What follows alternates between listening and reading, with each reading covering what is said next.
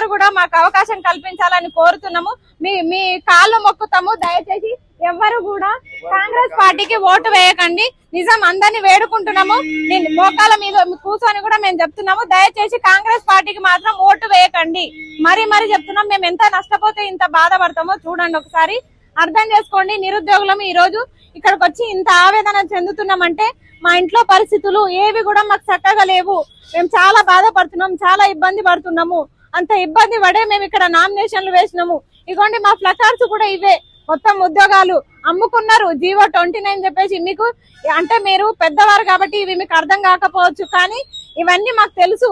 ఈ జీవోల వల్ల మేము ఉద్యోగాలు కోల్పోయినాము చాలా మంది. అందుకే మేము ఇట్లా రోడ్ల మీదకి వచ్చినాము.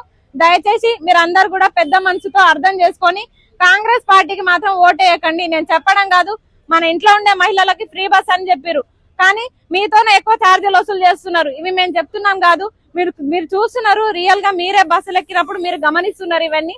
దయచేసి ఇవన్నీ మేము చెప్పడం కాదు, ఒకసారి మీరు పెద్దలు గమనించండి. ఎట్టి పరిస్థితుల్లో కాంగ్రెస్ పార్టీకి ఓటేయకండి. ఒకప్పుడు కాంగ్రెస్ పార్టీకి ఓటేయండి, గెలిపించండి అని మేమే నిరుద్యోగులం అందరం కూడా వెళ్ళి అందరికి ప్రచారాలు చేసినాము, బస్సు యాత్రలు చేసినాము. కానీ ఈ రోజు మమ్మల్ని పట్టించుకోని పరిస్థితి. మేము ఎవరికి చెప్పుకోవాలో అర్థం కాక ఇలా రోడ్ల మీదకి వచ్చి మనమే చెప్పుకోవాలి కాబట్టి మేమే వచ్చినాము. దయచేసి అర్థం చేసుకోండి అందరూ. మీకు దండం పెడతాం చేతులేచి. కాంగ్రెస్ పార్టీకి మాత్రం ఓటేయకండి.